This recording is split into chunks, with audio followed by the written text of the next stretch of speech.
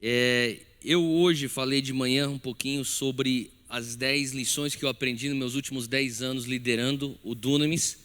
E hoje eu quero continuar falando sobre algumas crenças que eu acho que são importantes para nós como crentes. Quantos entendem que você vive pela fé aí? Amém? Então você é um crente. Fala comigo, eu sou crente. Amém. A palavra de Deus fala que os sinais acompanharão aqueles que crerem. E eu sei que a gente está conectado aí com os jovens aí pela internet. Hoje eu quero falar muito sobre crenças, tá? E como crenças vão afetar a tua liderança, vão afetar a tua vida, como crenças têm afetado a minha vida. Então, se você estiver anotando, anota aí 5 crenças que vão transformar a tua liderança. 5 crenças que vão dar um gás para aquilo que Deus te chamou para você cumprir como um líder, como um crente, como um ministro do evangelho, seja para qual for a área que Deus te chamou. Eu acho que é importante que você e eu, nós venhamos entender que mudança e transformação, quantos aqui querem ser transformados? Amém? Então, eu sempre explico de uma maneira bem simples e direta, quando você nasceu de novo, o Espírito Santo veio fazer morada, não na tua mente, não no teu corpo, mas no teu espírito, certo? Aquela verdade que você tem hoje no teu espírito, muitas vezes encontra um bloqueio para que você venha viver a plenitude de tudo, é na tua mente. A tua mente muitas vezes bloqueia aquilo que é já a verdade do teu espírito. E muitas vezes a mente impede com que a verdade espiritual venha se manifestar no físico. E muitas vezes a gente fica frustrado, a gente questiona até o que nós já carregamos, aquilo que nós já recebemos. Agora, a palavra de Deus fala com a gente em Romanos 12, 2. Esse aqui é um texto muito conhecido. Não vos conformeis com este mundo, mas sejais transformados. Fala comigo, transformação. Agora, como é que a gente chega à mudança ou à transformação? Pela renovação da vossa mente, Paulo continua dizendo, para que saibais qual seja a boa, perfeita e agradável vontade de Deus para vós. Então, entenda uma coisa, para você experimentar transformação, você precisa de renovação da mente. Paulo chama isso de metanoia. Agora, por que eu estou falando sobre isso? Porque transformação vem como resultado de mudança de mentalidade. Então, tem certas coisas que você tem que entender que não é o que você recebeu no espírito que é o desafio. O desafio é como a minha mente pensa. Você já recebeu tudo que você tinha que receber no teu espírito. Mas como que isso vai ser aplicado no teu dia a dia, no teu ministério, na tua liderança, tem a ver com quão transformada já está a tua mente. Porque mudança e transformação são resultados não de mudança de comportamento. As pessoas pensam, eu vou mudar meu comportamento. Deixa eu te falar uma coisa, você tem que focar em mudar não o teu comportamento. Foca em mudar a tua mentalidade. Quando você muda a tua mentalidade, você vai ver uma mudança de comportamento. E obviamente nós temos que mudar comportamentos. Isso não é novidade. A gente tem que mudar comportamentos. Mas a mudança sustentável virá através da mudança de mentalidade. Por isso que eu falo que hoje uma das coisas que arde no meu coração é realmente ver discipulado voltando ao centro do evangelho no que diz respeito ao ministério de jovens. Porque é um processo. Você pode receber um toque do Espírito Santo que vai ser incrível num culto, numa conferência. Até a gente estava conversando logo depois do almoço sobre o The Send. Só que alguém perguntou para mim, Theo, quais foram os frutos do The Send? Tivemos bastante frutos. Nós temos números para comprovar aquilo que nós entregamos para as agências missionárias de jovens se comprometendo para fazer missões, números de casais jovens, famílias jovens engajadas na causa de adoção. A gente tem diversas, até como ministérios que trabalham nas universidades, nas escolas, de jovens que estão começando clubes cristãos dentro das suas universidades ou escolas. Isso é incrível. Mas eu falo que talvez o maior fruto do The Send foi o início de algo que tem que começar, ou melhor, que tem que continuar. O que seria isso? Um gatilho para mudar a mentalidade do jovem evangélico brasileiro. De entender que quando eu me enxergo como agente de transformação, eu vou começar a me portar como um agente de transformação. Que eu e você, nós já carregamos a resposta que o Brasil precisa. Amém? Essa resposta é Jesus. Agora, eu preciso também mudar minha mentalidade para eu permitir com que o poder, o amor de Jesus venha sair a partir de mim e começar a afetar a minha rua, o meu bairro, a minha cidade. Faz sentido? Então tem a ver com mudança de mentalidade, não necessariamente tanto mudança de comportamento. Agora, você pergunta, Theo, como é que você faz para mudar a tua mentalidade e não só o teu comportamento? Bom, eu faço declarações. Você pode pensar, mas só isso é como se fosse um passe de mágica? A pessoa que não está envolvida nesse processo comigo pode olhar para mim e falar, ele pensa que é uma magia isso. Você vai fazer declarações? Faço. Eu olho no espelho e com fé eu faço declarações. Por que eu faço isso? Porque para mim eu não estou fazendo declarações para convencer os outros. Eu estou fazendo declarações e quando eu declaro a palavra de Deus sobre a minha vida, eu faço declarações para mudar e convencer a mim mesmo. Faz sentido? E você é o fruto das suas palavras. Provérbios mesmo diz que o poder da morte e da vida está na ponta da língua. Então o que é que você tem declarado para aquilo que você está liderando? O que você tem declarado para o teu casamento? O que é que você tem declarado para o teu ministério, para a tua célula, para a tua igreja, seja o que for, aonde você estiver? Eu declaro coisas que se alguém começar a assistir a maneira como eu me porto na presença de Deus, eu e ele sozinho, eles vão pensar, esse cara pirou. Mas é o que tem dado certo para mim. E quando eu declaro, eu começo a acreditar naquilo que eu estou declarando, sabe por quê? A palavra também fala lá em Romanos que a fé vem pelo ouvir e o ouvir da palavra de Deus. Então eu não estou só declarando palavras da minha própria cabeça. Eu pego os versículos que o Senhor já falou comigo, eu estou declarando aquilo e de repente eu começo a perceber que algo está sendo gerado em mim. Eu vou te dar um exemplo bem rápido que aconteceu comigo enquanto eu estava no voo vindo hoje para Belo Horizonte. Eu pus no meu fone louvor e adoração e eu estava me sentindo um pouco até acordei cedo hoje, bem cedo, e eu estou tentando ainda, meu corpo está tentando acordar, e eu pus louvor e adoração, eu fui, e eu falava assim, eu preciso fazer a minha oração de hoje, que eu nem consegui fazer direito, eu preciso fazer minha leitura, que eu nem consegui fazer direito, e de repente eu falei, não, calma, só deixar aqui esse louvor, essa adoração, eu estava só escutando uma canção, e aquilo começou, e aquelas palavras começaram a entrar dentro de mim, e de repente eu comecei a ver que meu coração começou a ficar aquecido, e de repente, sem eu menos perceber, eu já estou adorando a Deus, eu já estou falando com Ele, eu já estou fazendo meu devocional. Faz sentido? Por que eu cheguei naquele lugar? Porque alguma coisa entrou pelo meu ouvido, está entendendo o que eu estou falando? Quando ele entrou no meu ouvido, ele começou a gerar uma nova realidade, porque a palavra de Deus não volta vazia. Então, a fé vem pelo ouvir e o ouvir da palavra de Deus. Algo começou a ser gerado dentro do meu coração. Agora, olha só que coisa doida. Quando você começa a fazer declarações, você pode falar assim, olha, por que eu vou mudar através de declarações quando eu vejo que certas pessoas nascem de um jeito e morrem do mesmo jeito que nasceu? A verdade é que pessoas mudam, é só você olhar a Bíblia, você vê pessoas como Abraão, Gideão, Moisés, Paulo, todas essas pessoas mudaram, mas eu tenho certeza que o que começou a mudar é a maneira deles pensarem e eles foram além de suas mentalidades derrotistas. Faz sentido? Então eu quero te desafiar hoje, você começa a falar assim, Deus, eu preciso ter crenças que vão realmente me ajudar a pensar e depois agir de acordo com a tua verdade. Quais são as crenças, em quais verdades eu preciso pôr minha crença? Primeira crença que você precisa focar é, você precisa crer. Então eu pus em primeira pessoa, se quiser, você põe na tua anotação em primeira pessoa. Minha primeira crença de 5 crenças é, eu creio que o mundo espiritual é mais real do que o mundo físico. Eu preciso crer nisso. Eu tenho que partir desse ponto, porque se eu não consigo sair desse ponto, eu vou ficar me questionando constantemente. Eu vou questionar meu tempo com Deus constantemente. Eu vou questionar as promessas de Deus constantemente. Eu preciso crer em Hebreus, capítulo 11, versículo 3, que diz, pela fé entendemos que o universo foi formado pela palavra de Deus, de modo que aquilo que se vê não foi feito do que é visível. O que ele está dizendo? O invisível não é o resultado do visível, é o oposto. O visível é resultado do invisível.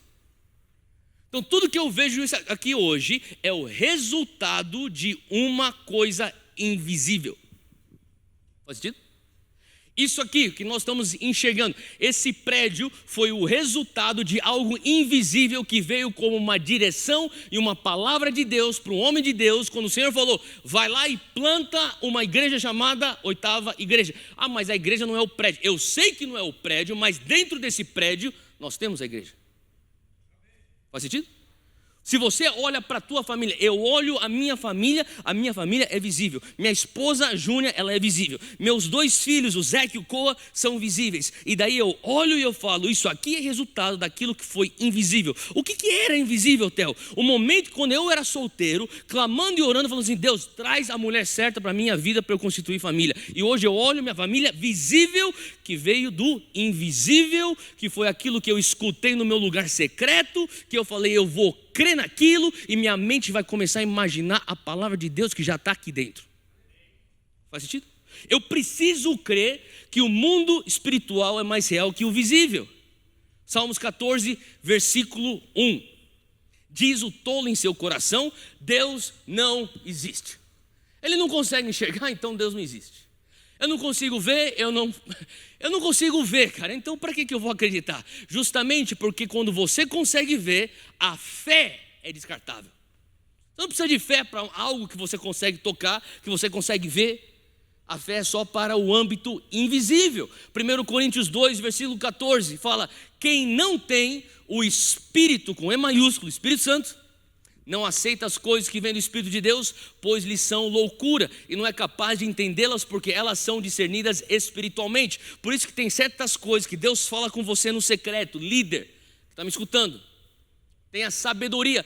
As coisas que Deus fala com você no secreto, nem sempre são coisas que você tem que já sair do secreto anunciando. Tem que discernir. É por isso que muitas vezes nós estamos queimando o filme dos evangélicos, quando você já vai lá para a tua faculdade, para o teu lugar de trabalho, e sem sabedoria você começa então a já começar a falar coisas que como assim? Ah não, você tem que tomar cuidado, porque nessa universidade tem um espírito de Jezabel. O que você está falando? Se o Senhor mostrou algumas coisas para você, guarda no teu coração. Entenda que só compartilha as coisas espirituais para as pessoas que conseguem discernir as coisas espirituais. Faz sentido? E a sabedoria é muito importante nisso. Por isso que tem coisas que Deus está falando com você, anota. E você vai começar a orar em cima daquilo. E Deus vai te trazer a sabedoria para você conseguir discernir justamente isso. Agora, importante também, ele diz aqui no versículo 15. 2 Coríntios 2,15. Mas quem é espiritual, discerne todas as coisas, e ele mesmo por ninguém é discernido, pois quem conheceu a mente do Senhor para que possa instruí-lo? Nós, porém, temos a mente de Cristo. Fala comigo, eu tenho a mente de Cristo. Então muitas vezes você tem que entender que Deus fala com você através da imaginação. Sabe, o momento que Deus me dá uma palavra, eu estou te dando aqui a maneira como eu funciono, que talvez não dê certo para você, mas é como funciona para mim. O momento que Deus me dá uma palavra, eu faço um exercício mental de imaginar. Não existe, mas eu tenho que imaginar. Eu vou voltar para esse exemplo. Quando o Senhor nos deu uma palavra, diga sim para o desafio do Andy Bird de levar o The Sand ao Brasil. Eu confesso para você que o nosso maior evento até então era por 5.000 pessoas no Espaço das Américas, lá em São Paulo. E para mim aquilo lá já é bom demais, já está bom. Quando o Senhor falou assim, eu quero que você tenha fé para mais. O que eu me imaginei? Eu me imaginei num estádio. Eu imaginei no menor estádio dos 3 que nós tivemos, que é o Allianz Parque. Me imaginei lá dentro, cheio de gente, adorando a Deus. E eu saía, meu Deus do céu, que coisa louca. Eu propositalmente voltava lá. Eu começava a entender, Deus, o Senhor me deu a mente de Cristo. Eu vou deixar fomentar imagens aqui dentro. Até que minha fé comece a ser instigada. E aquela loucura tão distante parece até uma loucura um pouco mais perto. Uma loucura um pouquinho mais perto, até chegar no lugar onde eu tenho a convicção, que nem diz lá em Hebreus, que a fé é a segurança, é a certeza, é o firme fundamento daquilo que não é. O que quer dizer isso? A fé é o agora, a fé é uma substância, a fé é algo que você carrega aqui dentro, não aqui dentro. Esperança é aqui dentro, fé aqui dentro. E aqui eu tinha. Como que é, Teu? Não sei, só sei que vai ser. Mas como que vai conseguir isso? Isso é impossível. Para Deus tudo é possível, mas eu não sei como que a gente vai fazer, mas sei que vai ser. Quando você chega nesse ponto, você está operando em fé. A lógica me fala que existe algo agora. Eu vejo, agora tem um baita de um desafio. Agora existe falta de dinheiro. Agora existe um lugar aberto e vazio. Agora, é importante que se algo for acontecer no físico, eu vou ter que construir primeiro no invisível. Então, no invisível eu tenho que começar a construir. Como que eu vou construir isso no invisível? Eu vou começar a declarar aquilo. Eu vou imaginar e eu vou declarar. É por isso que Deus perguntava para Ezequiel: o que é que você vê? Estou vendo um vale de ossos. Esses ossos podem viver? Senhor, tu sabes. A fé dele estava sendo remexida. Senhor, tu sabes. E ele começa com a pergunta. E quando Deus começa a fazer pergunta para você, não é porque ele está precisando de informação. É porque ele está querendo que você venha sondar o teu coração. Faz sentido? E eu começo a escutar as perguntas. Deus, eu estou um pouco inseguro, mas se a tua palavra diz, é assim que vai. E você começa a dialogar e você permite com que aquelas águas venham ser agitadas, porque nada no reino de Deus acontece sem antes ter tido uma declaração. Entenda uma coisa, que a criação foi formada não pelas mãos de Deus, a criação foi formada não pelos anjos de Deus construindo a criação, foi formada pela palavra de Deus. Gênesis 1, versículo 2 fala que a terra era sem forma e vazia, e o Espírito de Deus pairava sobre a face das águas. E disse Deus: haja luz, e houve luz. Como que eu faço declarações? Eu faço declarações aonde eu entendo, Espírito Santo, eu preciso que o Senhor venha pairar sobre a minha circunstâncias. E quando eu começo naquele lugar onde eu estou no secreto, eu sinto a presença do Espírito Santo. Eu estou lá em oração. E talvez para você seja você pôr um louvor e adoração tocando e você está meditando. Para mim, no meu caso, eu entro num lugar onde eu fico orando no Espírito, e quando eu chego naquele lugar e a fé está alta, eu falo: Deus, eu sinto o Senhor aqui, eu reconheço a tua presença aqui. E daí na minha cabeça eu falo: agora faz decreto, agora faz declaração. E daí eu já venho: Senhor Deus, o Senhor disse, não foi a minha ideia, foi a tua ideia, que o Senhor traria os jovens para esse estágio. O Senhor falou, Senhor, que o Senhor iria começar um movimento missionário a partir do Brasil. Pai, eu chamo a existência agora, Pai, é do teu coração. Não é uma coisa de passe de mágica para eu fazer a coisa da minha carnalidade, da minha mentalidade. Não. Eu vou declarar a palavra de Deus. Faz sentido? E quando eu começo a declarar a palavra de Deus, ela entra em colisão com o Espírito que para sobre as águas da tua situação e houve luz. Faz sentido? Então você precisa crer que palavras, fala comigo, as minhas palavras são gatilhos espirituais. A gente precisa crer, número 1, que o mundo espiritual é mais real que o físico. Número 2, eu preciso crer, número 2, em todas as promessas de Deus sobre mim. Eu não vou crer em algumas promessas de Deus, eu vou crer em todas as promessas de Deus sobre mim. Eu não vou ser seletivo de acordo com a minha mentalidade, de acordo com a minha cosmovisão, de acordo com a minha teologia, de acordo com a minha experiência, de acordo com a minha história, minha narrativa. Não. Deus, eu não entendo como que o Senhor vai me usar dessa maneira, mas eu digo sim. Deus, eu não tenho amor para esse tipo de povo, mas se o Senhor está me enviando para lá, eu digo sim. Deus, eu não consigo enxergar a restauração na minha família, mas se o Senhor está falando, eu digo sim. Eu vou crer em todas as palavras de Deus e promessas de Deus sobre mim. Hebreus capítulo 10, versículo 23. Apeguemo-nos com firmeza à esperança que professamos, pois aquele que prometeu é fiel. Quem crê nisso? Se ele falou, ele pode cumprir. Eu não vou ficar perguntando como, eu só vou simplesmente crer. Quando o meu filho pergunta: pai, eu posso ter sorvete? Eu falo: pode, acabou. Para ele é a verdade. Ele não quer saber se eu esqueci a carteira no escritório. Ele não quer saber se eu não tenho gasolina no carro. Ele não quer saber se a pandemia fez com que a padaria fechasse mais cedo. Você falou, pai. Quem tem filho pequeno?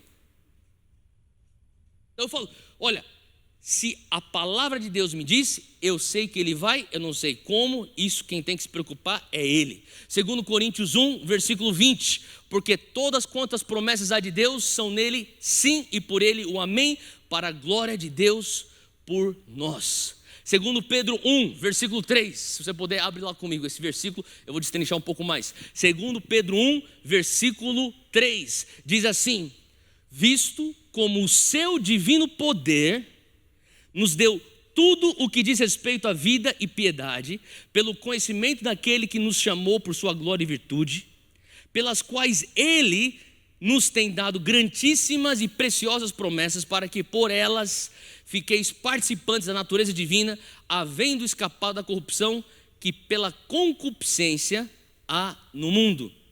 Sabe, entenda uma coisa, algo poderoso vai acontecer quando você aumenta a tua meditação e consciência nas promessas dele.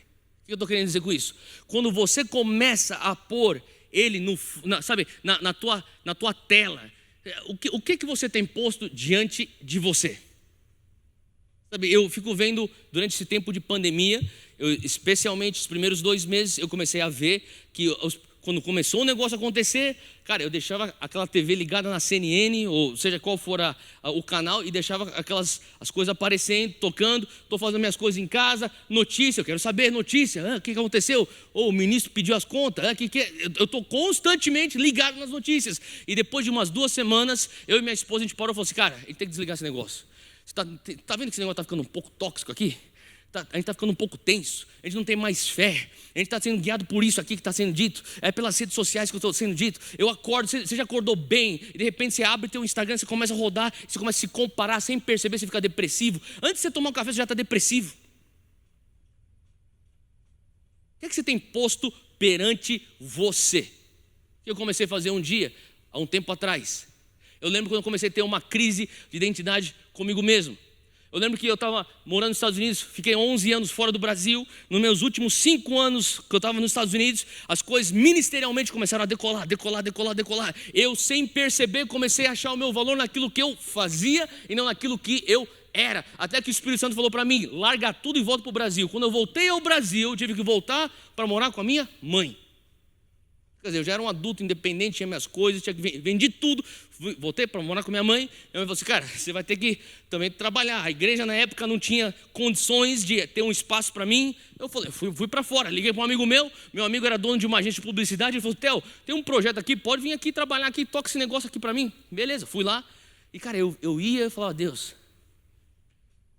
eu não estudei, eu não fiz missões, eu não estudei teologia para ficar trabalhando aqui, nada contra isso, só que isso aqui não sou eu.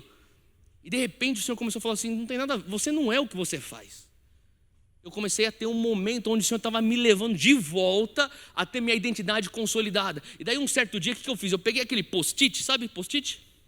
E daí eu fui na palavra e eu vi tudo que a Bíblia dizia que eu era. Eu sou filho, eu sou herdeiro, eu sou cordeiro com Cristo, eu fui perdoado, eu sou justificado, eu sou revestido de justiça de Cristo. Eu comecei a botar esses post-it para tudo quanto é canto. Então eu acordava já no espelho, eu já tinha umas 3, eu já declarava aquilo, declaro. Eu ia para a geladeira, eu punha até no leite, até antes de fazer o sucrilho, eu pegava o sucrilho e já tinha um post-it: você é filho de Deus. Uau, glória a Deus. Cara, o teu cereal fica até mais ungido. Até no painel do carro, eu estava ligando o carro, tinha lá: você é perdoado. Faz sentido? Eu comecei, você fala: Theo, mas isso aí é coisa que quem faz essas coisas são pessoas neófitas, pessoas novas na fé. Cara, eu nasci em berço cristão, sou filho de pastor, neto de pastor, sobrinho de pastor, tudo lá em casa é pastor, até o cachorro, um pastor alemão. Mas essa aí foi piada de tio. E mesmo assim eu volto para os básicos. Eu vejo pastor, vejo gente tão experiente com crise de identidade. O que me isenta eu de ter minha crise de identidade? Então eu tinha que voltar, começar a declarar quem eu era, eu olhar aquilo que o Senhor falava que eu era. Então o que quer dizer isso? Quer dizer que algo poderoso vai acontecer na tua vida quando você aumentar a tua meditação e declaração naquilo que Ele já falou na tua vida. Creia e declare as promessas específicas de Deus para você. 1 Timóteo, capítulo 1, abre lá comigo. 1 Timóteo, capítulo 1, versículo 18. Fala: Timóteo, meu filho, eu dou-lhe esta instrução, segundo as profecias já proferidas a seu respeito, para que, seguindo-as, você combata o bom combate.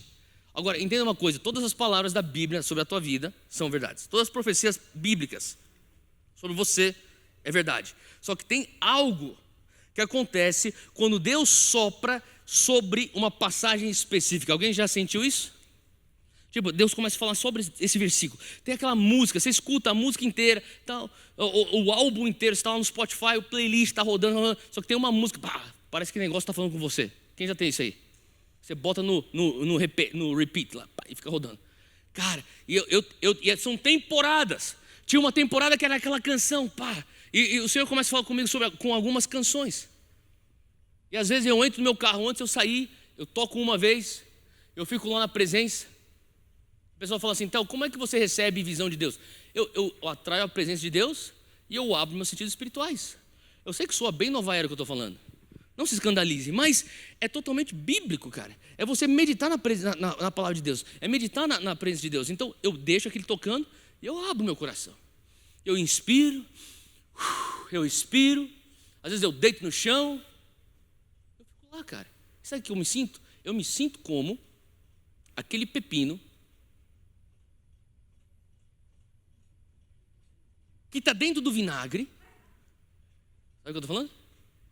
E depois que ele fica no vinagre, o vinagre entra e começa a mudar substâncias. E ele sai o quê? Um picles. É o que nós deveríamos ser. Você sabia que uma das primeiras menções históricas da palavra baptizo, eles encontraram em receitas da era romana de fazer picles?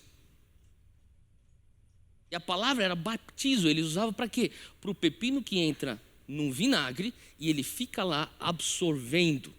E quando ele sai, ele está transformado. É o que Paulo fala lá em 2 Coríntios, quando ele fala que nós, com nossos rostos descobertos, contemplamos a glória de Deus e somos transformados de glória em glória. Porque você se torna aquilo que você contempla. Eu quero contemplar a presença de Deus. Eu quero contemplar sabe? E quando você, como que é contemplar a presença? Você vê a presença de Deus, você fica lá, uau. Não, é quando você está num lugar, tipo, você sente. Você para tudo. Calma, agora desliga o celular. Reconhece, ele está aqui. Se a rainha da Inglaterra entrasse por aquela porta, o que aconteceria? Você reconheceria. É a rainha Elizabeth. Concorda comigo? Quando o rei dos reis entra no teu quarto, o mínimo que você tem que fazer é reconhecer. Você tem que falar alguma coisa? Não tem que falar nada, tem que ficar quieto. Tem que ficar, uau. E às vezes ele está falando com você através do louvor, da adoração. Você está lendo as escrituras, é que nem minha mãe falava para mim. Você já leu a Bíblia hoje? Já li, mãe. E a próxima pergunta, você deixou ela ler você? Deixa ela ler você. Faz sentido? Você vai se tornar aquilo que você contempla. Tem momentos que Deus vai soprar algo específico sobre uma palavra, sobre uma canção, sobre uma escritura. Deixa aquilo tomar posse de você. Timóteo é aquele exemplo. Olha só, Timóteo, ele fala, meu filho, Paulo fala, eu te dou essa instrução, segundo as profecias já proferidas a seu respeito, para que seguindo elas, você combata o bom combate. Sabe que Timóteo é um exemplo de um jovem? E quando a gente fala de Timóteo, você que é geração jovem, homem ou mulher, não importa, toma isso para você. De uma geração que acredita nas profecias ao ponto que você venha lutar agressivamente por elas. Theo, se Deus quiser falar comigo, Ele vem e fala comigo. Se Deus quer cumprir o que Ele falou, Ele vai fazer acontecer. Deixa eu te falar uma coisa, com esse tipo de atitude, você pode ficar esperando aí, nada vai cumprir. Agora, se você falar, Deus, o Senhor já falou comigo, eu estou indo atrás da tua palavra. Sabe aquela atitude daquela mulher do fluxo do sangue, que não está nem aí porque as pessoas estão pensando. Ela que era uma marginalizada, que tinha que ficar lá longe, mas ela chega, ela começa a empurrar as pessoas até chegar e tocar nas vestes de Jesus. O Senhor começou a falar comigo, tem uma multidão querendo ver os milagres de Jesus, só que você tem que ser aquela mulher que vai extrair a virtude de Jesus. Faz sentido? Deus está requerendo de você agressividade. Número 3, você precisa, além de crer nessas primeiras duas crenças, é crer que você é único. Eu pus aqui, eu creio que eu sou único, que eu sou significante e eu carrego dons específicos. Você não chegou aqui nesse mundo como um líder e Deus falou, tadinho desse cara, vamos achar uma coisa para ele fazer. Você nasceu para cumprir um propósito profético. Faz sentido? E Ele te dá dons específicos para isso. Romanos 12, versículo 4. Assim como cada um de nós tem um corpo com muitos membros, e esses membros não exercem todas as mesmas funções, assim também em Cristo nós somos muitos, formamos um corpo. E cada membro está ligado a todos os outros. Temos diferentes dons, de acordo com a graça que nos foi dada. E não tem ninguém como você. Ninguém vai fazer do jeito que você faz. Ninguém carrega a tua graça e os teus dons. Tem uma coisa que só você consegue fazer. Faz sentido? E quando você descobre o que é essa coisa, você não precisa mais ficar se comparando com ninguém. Você é livre de comparação. Eu creio que talvez um dos maiores males da nossa sociedade hoje é que nas redes sociais você é tentado a comparar constantemente. Eu vou falar para você como um líder jovem. Eu estou rodando nas redes sociais e falo, uau, a banda desse pastor é melhor que a minha banda. Uau, a família dele parece ser mais estável que a minha família. Além disso, esse cara está mais em forma do que eu. Uau, ele prega para multidões maiores que as minhas. Nossa, com certeza ele faz mais dinheiro do que eu. O livro dele, uau, vende mais do que o meu. É a tentação constante de um jovem líder. É isso. Faz sentido? Você nasceu para fazer uma coisa que só você consegue fazer, e Deus te deu uma graça que só você consegue exercer. E se você não fizer isso, o mundo não vai ser tão bom, porque você não fez aquilo que Deus te chama a fazer. Faz sentido? Então o Senhor está nos chamando para entender que você carrega, todos nós carregamos algo específico para influenciar um tipo específico de pessoas. Tem certas pessoas que você vai alcançar que ninguém vai conseguir alcançar como você alcança. E quanto mais você entender isso, mais então esses dons vão manifestar na tua vida. Você vai celebrar a graça de Deus na tua vida. Se contente com aquilo que Deus te dá. Eu até hoje, sendo bem sincero com você, eu batalho com comparação. O inimigo sabe aquilo que vai me deixar instável. É como se, sabe, eu estou lá no meu Instagram, de repente ele bota a foto daquela pessoa na minha cara, tipo, você não é tão bom que esse cara. Acho que eu não sou tão bom que esse cara. Até você passa por isso? Eu passo por isso. Eu passo pelo fato que, assim, quando eu tenho uma discussão com a minha esposa, eu converso com alguém e eu fico pensando, ele nunca discute com a esposa dele. Na verdade, é o inimigo botando aquilo lá.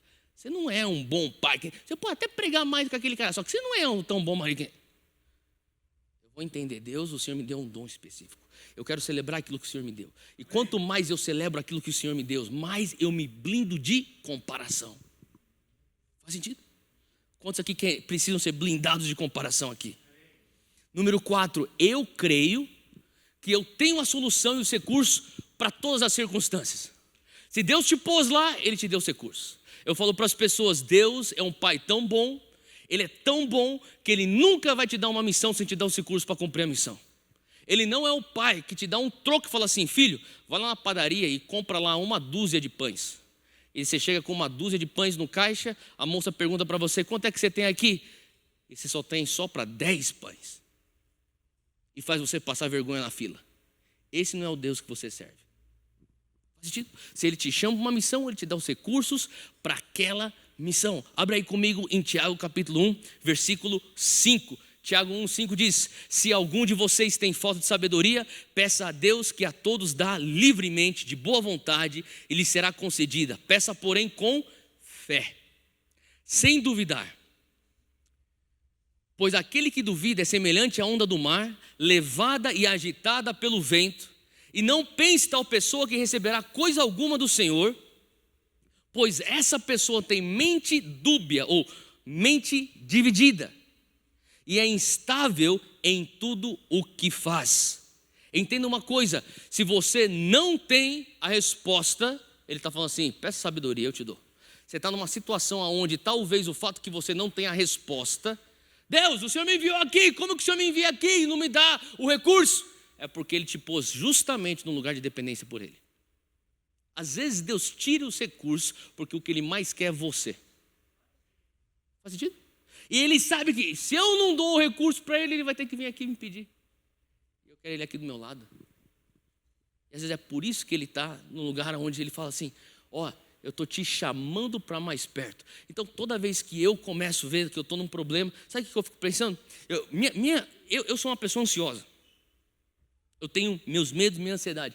E uma das coisas que eu começo a ver, quando eu estou diante de um desafio e eu não tenho a resposta, e eu não tenho os recursos, eu começo a ficar um pouco ansioso. E daí o Espírito Santo fala assim, sabe o que o Espírito Santo fala para mim? Muitas vezes ele fala assim, ó, o medo... Entenda uma coisa, quando você está ansioso, você não consegue pensar direito. Quem já esteve ansioso? Sabe o que eu estou falando, né? A mente começa a travar. E eu comecei a falar assim, uma vez eu escutei o Senhor falando comigo, e toda vez parece que eu escuto Ele repetir que o medo de não saber o que fazer é um problema maior do que não... o medo de não saber o que fazer é um problema maior do que não saber o que fazer. Então eu vou explicar. Quando você fala assim, Deus, eu tenho medo que o Senhor não vai me dar o que eu preciso para eu fazer isso. Esse aí é o problema maior do que a falta de recurso. Você está indicando, Deus, eu não te conheço. Deus, eu não tenho experiência contigo. Deus, eu ainda tenho pouca fé. O fato que você está ansioso, que você não sabe o que fazer, é pior e é um problema maior do que você, de fato, não saber o que fazer. Olha só o que Paulo fala em Filipenses 4, versículo 11. Eu não estou dizendo isso porque esteja necessitado, pois eu aprendi a me adaptar em toda e qualquer circunstância. Eu sei o que é passar necessidade e sei o que é ter fartura. Eu aprendi o segredo de viver contente em toda e qualquer situação, seja bem alimentado, seja com fome, tendo muito ou passando necessidade. Tudo posso naquele que me fortalece. Deus quer nos fazer bem-sucedido internamente, mesmo não aparentando. Eu estava lendo recentemente, foi Gênesis 41, que diz que José, ele vai para a casa de Potifar e tem uma frase que me pegou. Ele fala assim, e lá ele foi bem-sucedido. O cara foi bem-sucedido sendo um escravo.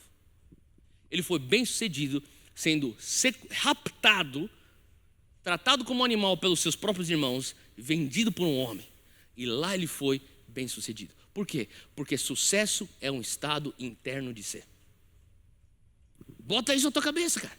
Deus, eu vou crer que sucesso não é o carro que eu dirijo, não é a roupa que eu visto. Sucesso não é os números nas minhas redes sociais, para você que é um jovem líder, porque a gente compara nisso.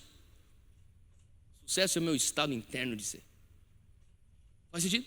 E quando você começa a entender isso, Filipenses 4, versículo 19.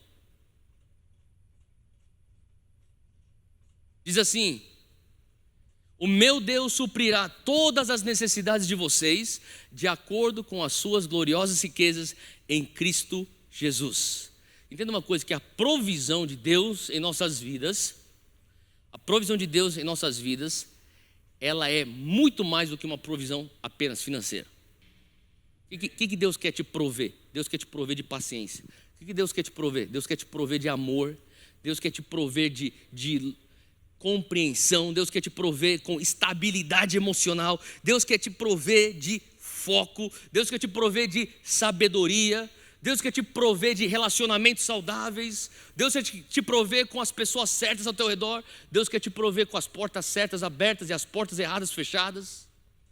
É o que eu oro sempre. Deus abre as portas certas e fecha as portas erradas. Ele quer te trazer suprimento de criatividade. Deus quer te trazer um suprimento espiritual de revelações. Às vezes Deus te traz uma revelação que para você é uma coisa tão simples. Eu aprendi isso. Quantas vezes eu vinha com aquela pressão, cara, esse domingo eu tenho que trazer o sermão. Eu comecei a descobrir que às vezes o Senhor me dá uma coisa tão simples. Eu falava, mas Deus, isso aqui é coisa de escola dominical. E quando eu falava uma coisa assim tão simples, eu falava, vou cumprimentar o povo aqui porque tem que fazer isso, que coisa de pastor. Daí alguém fala assim, pastor, o Senhor falou comigo. Eu entendi que o Senhor me proveu de uma revelação que para mim eu desprezei, mas que para aquela pessoa é a chave necessária para destravar uma porta naquela semana. Faz sentido? Deus quer te prover de coisas que você nem tem noção. É por isso que ele fala aqui, o meu Deus suprirá todas as necessidades de vocês, de acordo com a sua gloriosa riqueza. A gloriosa riqueza de Deus, ela é multiforme. A gloriosa riqueza de Deus, ela é além daquilo que você consegue imaginar e compreender. Deus está te usando quando você nem sabe que você está sendo usado por Deus. Faz sentido? Deus está fluindo através de você quando você nem sabe que você está sendo usado para o Espírito fluir através de você. É por isso que eu aprendi. Você não precisa falar assim: Deus, eu quero que o Senhor me use porque agora eu vou pregar. Você acorda e fala: Deus, às vezes eu vou pregar só com um oi, uma palavra que eu estou vendo as pessoas no aeroporto, estou andando. Deixa ele te... Sabe que, né, o pessoal pentecostal, eu sei que eu estou numa igreja presbiteriana, mas o pessoal chama assim, ó, ô vaso. Você já escutou? Ei, vaso, por quê? Você tem que carregar alguma coisa, deixa despejar. Faz sentido? Você é o vaso.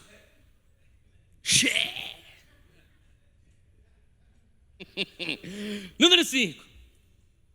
Eu creio, esse aqui que eu amo. Se você não teve um currículo perfeito que nem eu não tive. Se você tem um passado que nem eu tenho, isso aqui é para você. Eu creio que o meu passado não me limita. Eu creio que o meu passado não é desperdiçado. Você crê nisso? Romanos 8, versículo 28. Paulo fala: sabemos que Deus age em todas. Sabe o que a palavra todas no grego quer dizer? Todas. Todas as coisas para o bem daqueles que o amam, dos que foram chamados de acordo com o seu propósito. Então, sabe o que eu entendo? Que ao liberar fé para essa promessa que eu acabei de ler, Deus tem a habilidade incrível que só Deus tem de transformar tudo que é negativo em positivo em nossas vidas.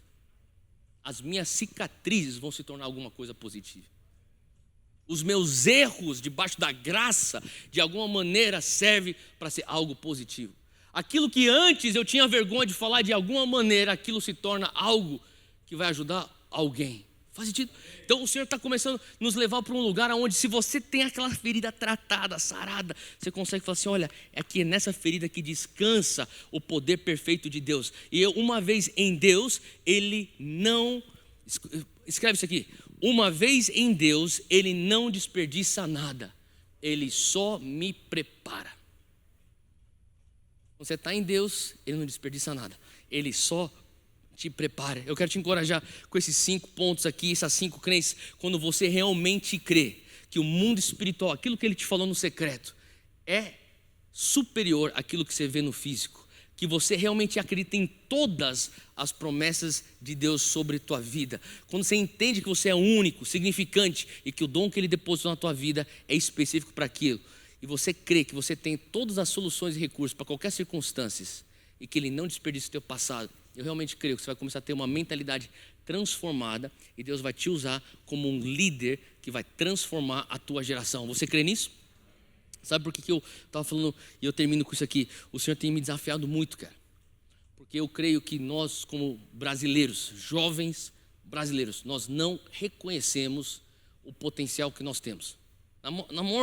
Na grande maioria das vezes, quando a gente começa a pensar aquilo que Deus está fazendo na nação, é muito fácil ficar preso numa narrativa negativa. Eu creio que Deus está levantando líderes da nossa geração para todas as esferas da sociedade, carregando um DNA do reino de Deus. Você crê nisso? Para uma transformação, cara. Eu creio realmente, sem demagogia, mas eu estava falando até com o pastor Jeremias logo antes de chegar aqui. Eu acredito que o Brasil, mais do que qualquer outro país no mundo hoje, de país eu conheço um pouquinho, viajei já mais de 50 nações pregando o evangelho. Eu acredito, de todos os lugares que eu fui, não tem um lugar tão promissor para o evangelho, para a nova geração do que o Brasil. Tanto é que todos os meus amigos gringos amam vir pregar no Brasil, porque eles falam: no Brasil acontece os melhores frutos do nosso ministério, é onde mais gente se converte, é onde mais gente volta para Jesus, é onde mais enfermos são curados. Sabe por quê? Tem uma janela de oportunidade sobre a nossa nação. Só que também essa janela não vai durar para sempre. Então, de certa maneira, eu tenho falado: Deus, que o Senhor venha gerar uma urgência no coração da nossa juventude, que o Senhor venha gerar uma urgência no coração da nossa geração, que nós não venhamos ser uma geração de Salomão que vai ficar só usufruindo do que os nossos pais espirituais, que eram homens de guerra, Se você cresceu na igreja na época que eu cresci, na década de 80, 90, você lembra que tudo que a gente cantava era guerra. O exército de Deus, homem de guerra Jeová, tudo é guerra, guerra, guerra. Eu falei, tá louco, mano, o povo só vê demônio em tudo, velho. Faz sentido? E sabe o que eu estou falando hoje? Tá louco, esse povo não consegue enxergar que você é demônio. Porque os caras foram na nossa frente, os caras abriram um clarão. Eles pegaram a espada e foram. E eles foram abrindo o clarão. Daí chega a nossa geração. Quem que é a nossa geração? Você que nascido em 80, na década de 80, na década de 90, você já entra para uma igreja que ela já está crescendo, ela já está forte. Você não é daquela época onde o cara tinha que lutar para provar que, sabe, o que eu creio é isso, e o cara tinha que se posicionar. Faz sentido o que eu estou falando? Eu falei um pouquinho hoje de manhã. Hoje em dia, ser crente é maneiro. Eu peguei, acho que a finalzinho da época que onde ser crente não era tão aceitável. Onde, quando eu me posicionei para Jesus na época de faculdade nos Estados Unidos, eu lembro disso. Eu tive que pegar minha bandeja de almoço e agora eu tenho que sentar nessa mesa. Tive que trocar de amizade. Eu tive que dizer não para os lugares que eu frequentava.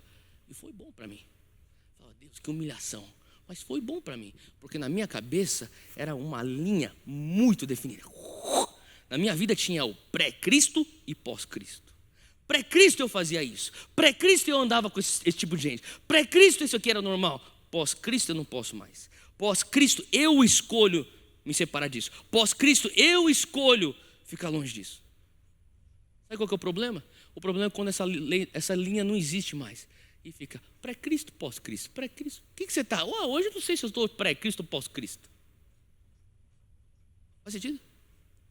Quando a gente para de pregar pecado, você vai ver que está escancarado uma porta de universalismo nas nossas costas. É isso que eu tenho mais medo para a nossa geração. É uma graça barata. De repente a gente não está mais posicionado. Daí quando você vai para a Europa e você começa a ver igrejas de pessoas com quem você lia os livros e era inspirado e chorava, se tornando pubs e museu e hotel. Você tem que ter uma crise instalada em você. E é isso que eu fico pensando. Eu estou pensando que daqui os próximos 5 a 10 anos, as maiores transições na igreja evangélica vão acontecer. O Senhor está procurando uma geração convicta, sangue nos olhos, faca na caveira, que não vai abraçar o politicamente correto, vai ficar em cima do biblicamente correto. Mesmo que isso venha fazer você ser taxado de fundamentalista, ser opressor. Porque eu cansei de ver aqui no altar jovens com uma banda de louvor boa, tocando, adorando a Deus, e a galera chorando, caindo no altar, cai até debaixo da unção, se chacoalha todo, fica aqui, borra a maquiagem, para depois você entra no Instagram e o cara está falando tudo que é contra o Evangelho, que o Evangelho fala sobre casamento, que o Evangelho fala sobre o direito da vida, que o Evangelho fala sobre a verdade absoluta. Calma aí, pastor. Você começa a falar, cara, é um Evangelho emocional. É um Evangelho que faz você chorar, faz você tremer, mas não está transformando a mentalidade. Eu creio que crença tem a ver com mudança de mentalidade. Eu não quero mais só ficar falando, muda teu comportamento. Eu comecei a entender, eu tenho que falar, muda a tua maneira de pensar.